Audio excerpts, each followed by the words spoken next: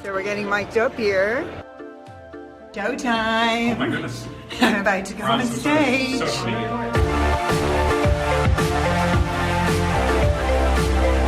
Good morning, Chicago.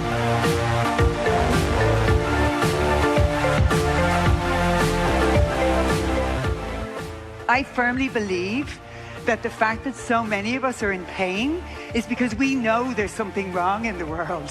We know that things aren't right. We know that we're living in chaos, but what are we doing? We're numbing ourselves. We're numbing ourselves so we don't have to feel it. And if we can't feel it, then we think we have an excuse not to stand up and do anything about it. So many of us are silenced. Silenced within, trapped in our own bodies, trapped in our own minds, afraid to say how we're really feeling. And the work I do, I have full belief in the power of human potential, in the power of every single human being to live the life they want to live. Happiness is a choice, and it's your responsibility to make yourself happy. So how do we do this? We go within. So we need to get quiet. We need to listen to our inner guidance system that is always speaking to us. This inner guidance system is there. It's screaming at you. It's telling you what's right and what's wrong. All of these 5 A's are really important. For me, the first step to change is awareness. We can't change anything until we become aware of it. But this is usually the step where everyone stops. Okay? Because what happens when we become truly aware with an open and curious mind of who and where we are, you're going to see things that are not so nice, right? You're going to see those aspects of your personality that you've been trying to push aside for a very long time. You can't change anything until you get really honest with yourself, until you really take a hard look at your habits, your choices, how you show up in the world.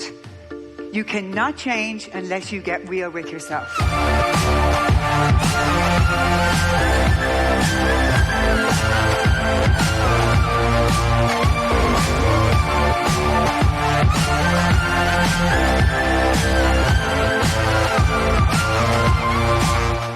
The opposite of addiction is connection. And what are we as a society today? We are the most disconnected society at the moment. We are a disconnected people. We're disconnected from ourselves, we're disconnected from each other, and we're disconnected from Mother Nature. And what happens when people get disconnected? They get lonely, they look for pain relief, and they self-soothe. And they self-soothe with external things, trying to fill a void that can only be filled by spending time with yourself and bringing presence, compassion, and awareness into your life. We need to live more consciously to make a difference in our own lives and that of others. Self-care is in danger of becoming a little narcissistic in the world right now. Everything is about me, me, me, me. But the reason we go within and we connect within is so that we can connect with other people as well. We're here to help other people. We're not just here to help ourselves. But we can't help other people if we're completely disconnected from ourselves. I always bring it back to awareness, to remind us that it's the greatest agent for change.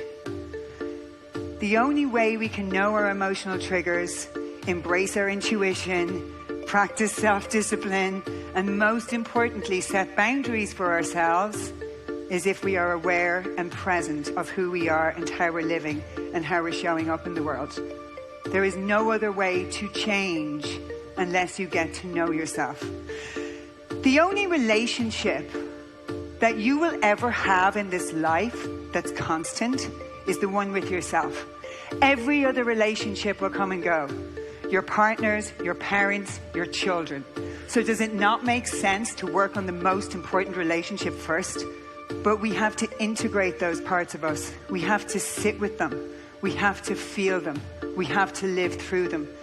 And therefore we need to accept all of who we are. All of who we are. Everybody has a light and a dark side. Life works best when we're not swimming upstream. When we wake up and we go with the flow. When we're not always pushing and forcing. Force means that we're out of alignment with ourselves.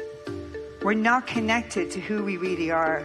We're not connected to our true essence. So surrender and allow.